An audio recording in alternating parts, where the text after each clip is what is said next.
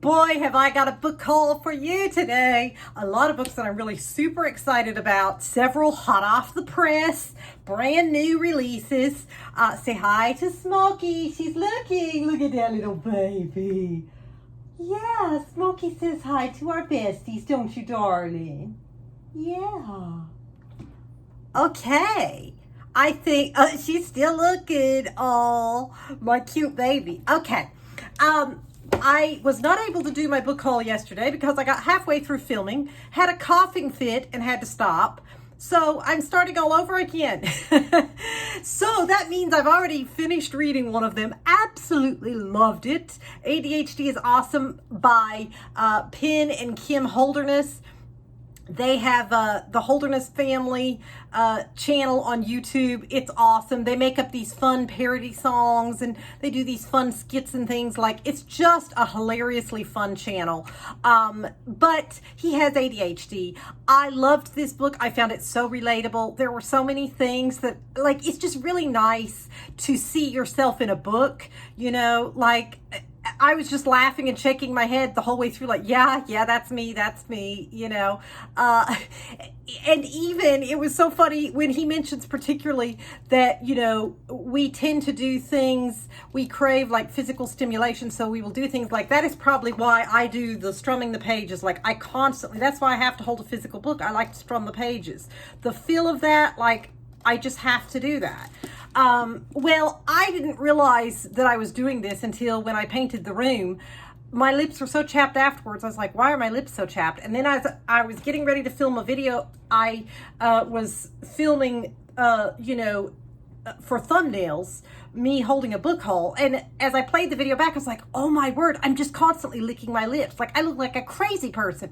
I was like, that's why my lips are so chapped. But I didn't know why I did it. Well, he lists licking your lips constantly as one of the things that can be one of those sort of, I don't know what you want to call them, tics or whatever that people with ADHD do. And I was like, oh my goodness, like, that's hilarious. I do that. But he has a lot of really practical tips for how to help live your best life with ADHD. It's a really good book. It's relatable. It's funny. So if you have ADHD, or if you know someone or love someone who has ADHD, this is the perfect book for you. Highly recommend. I loved it. Okay, then I'm reading this one right now, the brand new book by Frederick Bachman, My Friends. I don't know yet whether I'm going to love it or hate it. I haven't read far enough to decide. I'm on page 78. So far, I like it. I wouldn't say I love it yet. That remains to be seen. But I'll just read the premise here. Most people don't even notice them. Three tiny figures sitting at the end of a long pier in the corner of one of the most famous paintings in the world. Most people think it's just a depiction of a wide expanse of sea, but Louisa, soon to be 18 years old and an aspiring artist herself, knows otherwise. She is determined to find out the story behind these three enigmatic figures. More than 2 decades before, in a distant seaside town, a group of teenagers find refuge from their bruising home lives by spending long summer days on an abandoned pier, telling silly jokes, sharing secrets, and committing small acts of rebellion. These lost souls find in each other a reason to get up every morning, a reason to dream, a reason to love. Out of that summer emerges a transcendent work of art, a painting that, after a chance encounter in an alleyway, will unexpectedly be placed into Louisa's care. She embarks on a surprise-filled cross-country journey to discover how the painting came to be and to decide what to do with it. The closer she gets to the painting's birthplace, the more anxious she becomes about what she'll find. Louisa's complicated life is proof that happy endings are sometimes possible, but they don't always take the form we expect them to. So we'll see. It certainly has potential. I loved his book, Anxious People. Did not care for A Man Called Ove, but that's just me. Okay, then we have a memoir, Strung Out, One Last Hit and Other Lies That Nearly Killed Me by Erin Carr. In telling her story, Erin Carr sheds profound light on the opioid crisis and gives a voice to the over 2 million people in America currently struggling with this addiction.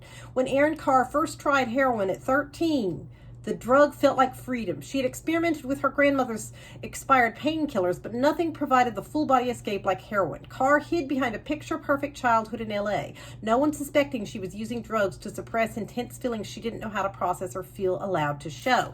And that's another thing he mentions in that book about ADHD, is people who have ADHD tend to be prone to addiction and things like that because we have low levels of ADHD, of dopamine.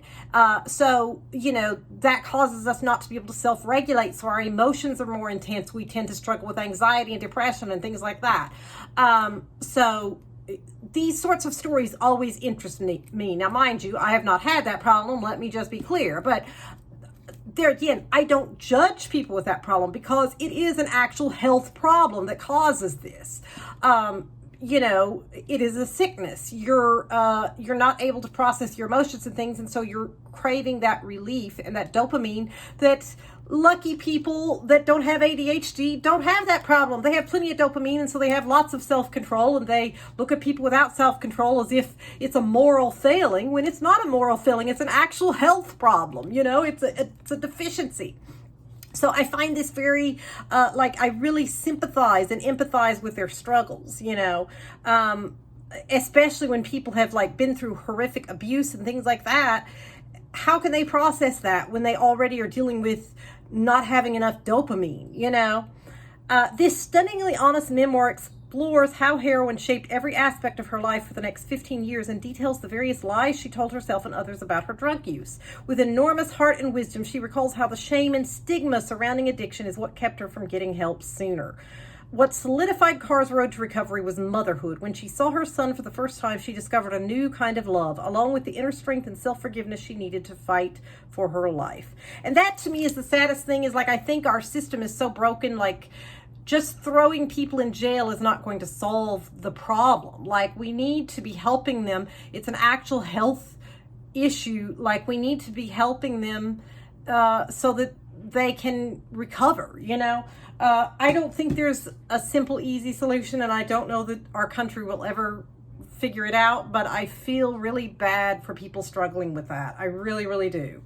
But then I'm just a very empathetic person, so, I feel for people, and I really like reading memoirs because I feel like I'm able to walk in somebody else's shoes and understand.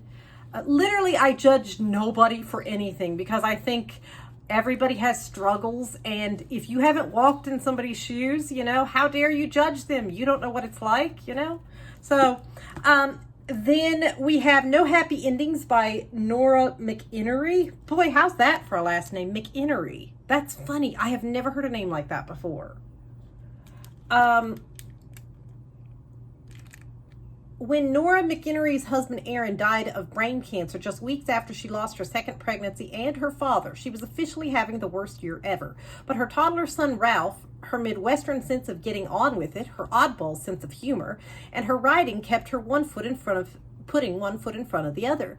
Being in absolutely and utter shock didn't hurt either. One result was It's Okay to Laugh, her memoir written at a fever pitch in the 6 months after Aaron's death, a national bestseller that earned Nora the mantle and Lamont for the emoji generation. On the heels of the book came her award-winning podcast, Terrible Thanks for Asking. I like that. Called A Gift to be able to listen to by the New York Times, a TED Talk, and writing gigs for Elle, Time, Slate, Fox, BuzzFeed, and lots of other cool places. In under a year, Nora had become one of the biggest and youngest voices on living honestly and messily through grief. And then something really crazy happened. One night, while sitting around a backyard bonfire at a friend's house, she met a guy who literally fell out of his chair introducing himself. And against all notions of what would be considered kosher or cautious or wise, in a few months she was pregnant, and she and Matthew were figuring out how to blend their families and just how new love and new grief feel when they're braided together in a new relationship. You see, life has a million different ways to kick you right in the chops. We lose love, lose jobs, lose our sense of self, but in the wake of loss, we get to assemble something new from whatever is left behind. Some circles call Finding Happiness After Loss Chapter 2, the continuation of something else. Today, Nora is remarried and mothers 4 children across an age gap of 15 years, a family that is blended together from the remnants of families that no longer are. In No Happy Endings, Nora offers a tragicomic exploration of the tension between finding happiness and holding space for the unhappy experiences that have shaped us. So I thought that sounded like an interesting memoir. Then we have this one that I think it reminds me of the way Claire Pulley writes. I hope that it is like that, because that's what it's giving, the Claire Pulley vibes, and I love that. Prickly Company by Kitty Johnson. Frances Matthews doesn't get out much since her husband died, but that doesn't stop her from jump-starting a campaign to create a hedgehog highway in Hilltop Place, feeding stations, holes at the bottoms of gates and fences, and wild garden areas for hibernation. To Frances' delight, her neighbors are on board, mostly. There are Jess and Michael, whose marriage is cracking under the unanticipated strain of a recent adoption, and Ryan, a wounded war reporter struggling to connect with his son after a divorce and forced to return to an exasperating parental fold. Plus, a very forthright single mom, new to the neighborhood, and an exceedingly proper couple not about to upend their picture-perfect garden for prickly nuisances. As relationships, from the romantic to the nerve-wracking, form and secrets are unearthed, Hilltop Place is threatened in ways that affect them all, unaware, hedgehogs included.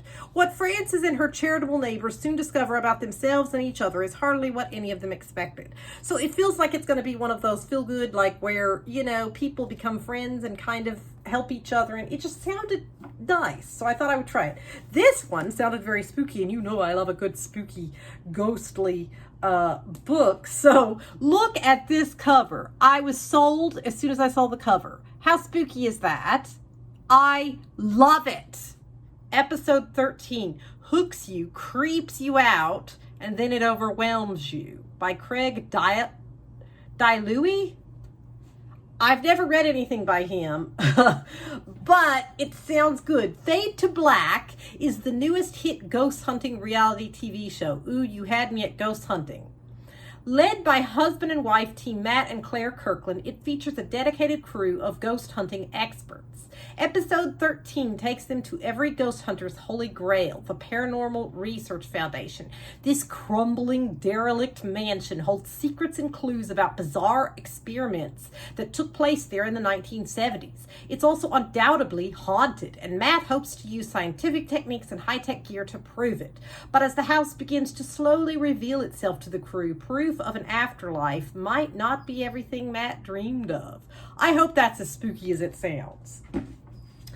Then we have another, I'm just in a memoir mood, and this one sounded really interesting. Wildlife, Dispatches from a Childhood of Baboons and Button-Downs. Kina Roberts. Look at the cover. Doesn't that look fun? Oh my goodness. Years before anyone had heard of the movie Mean Girls, it was real life for Kina Roberts. Raised by primatologist parents, she and her sister spent most of their time in a rustic island camp in a national wildlife preserve in Botswana, tracking baboons through the bush, as even they themselves were tracked by lions, treed by buffalo, or chased by elephants. Whether she was shooting visiting snakes in the family's laundry sink or solo piloting a motorboat at age 10 through a river full of angry hippos, Kina grew up with a sharp awareness of the intricate ways that danger and beauty coexist in the natural world, and a deep love for the wild African landscape she called home. That sounds like so much fun. Oh my goodness. Okay.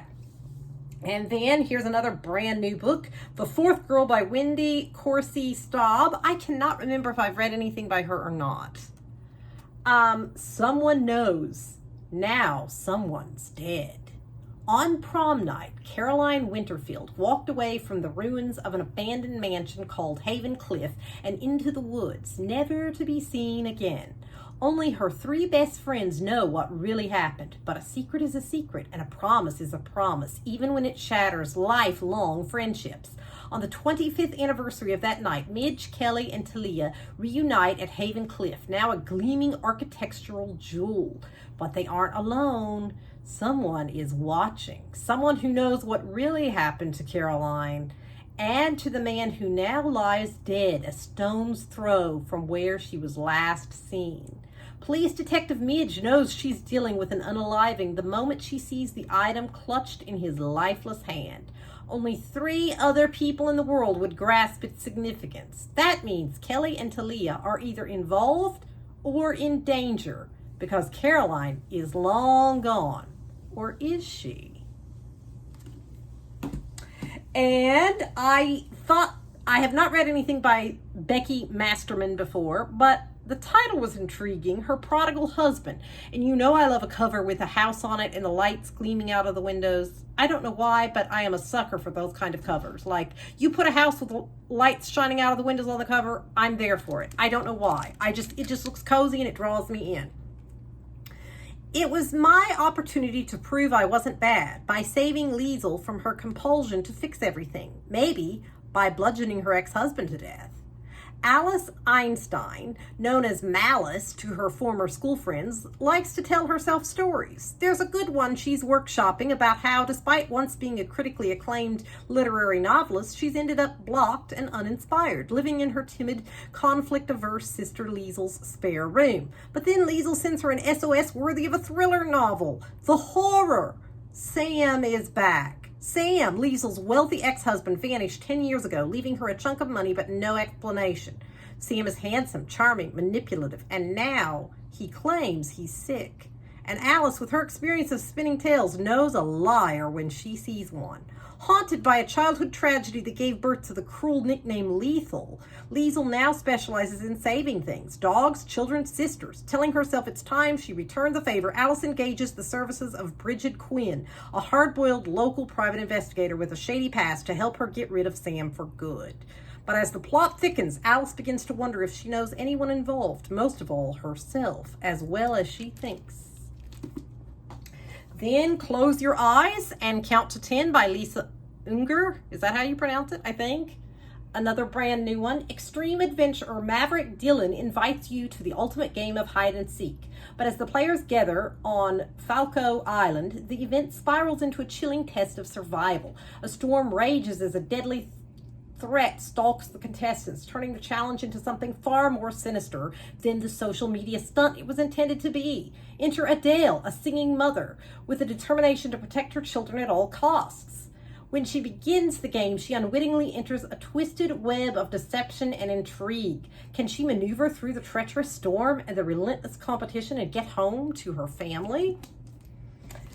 And another brand new one, The Influencers, Anna Marie McLemore. This is a debut novel. What do you really know about the people you've made famous? Mother May I Iverson has spent the past 25 years building a massively successful influencer empire with endearing videos featuring her 5 mixed-race daughters. But the girls are all grown up now, and the ramifications of having their entire childhoods commodified start to spill over into public view, especially in light of the pivotal question: who unalived May's newlywed husband and then torched her mansion to cover it up? April is a businesswoman feuding with her mother over intellectual property. Twins June and July are influencers themselves, threatening to overtake May's spotlight. January is a theater tech who steers clear of her mother in the limelight, and the youngest, well, March has somehow completely disappeared. As the days pass post-unaliving, everyone has an opinion. The sisters, May, a mysterious friend of the family, and the collective voice of the online audience watching the family's every move with suspicion flying in every direction. Sounds very good. And lastly, another brand new book, The Retirement Plan by Sue Hinchenberg's 3 Wives Wanting a New Life, 3 Husbands in Their Way. 3 best friends turn to unaliving to collect on their husbands' life insurance policies, but the husbands have a plan of their own. After 30 years of friendship, Pam dreams of her perfect retirement with Nancy, Shalisa, Marlene, and their husbands, until their husbands pool their funds for an investment that goes terribly wrong. Suddenly, their golden years are looking as dreary as their marriages. But when the women discover their husbands have 7-figure life insurance policies, a new dream forms, and this time they need a hitman. Meanwhile, their husbands are working on their own secret retirement scheme, and when things begin to go sideways, they fear it's backfired. The husbands scramble to stay alive, but soon realize they may not be quick enough to outmaneuver their wives. So that's this week's book haul. Tell me if you've read any of these and what you thought of them, or if any of them look interesting. I would love to hear all the details. And Smokey and I will see you again next time. You want to say bye, Smoke-a-Poo? Oh, she's sound asleep. Because when I say Smoke-a-Poo, she always looks up. But yeah, she's sound asleep. She must be dreaming. Alrighty, I will see you all this weekend for my reading wrap up to let you know how the books were that I read. Bye.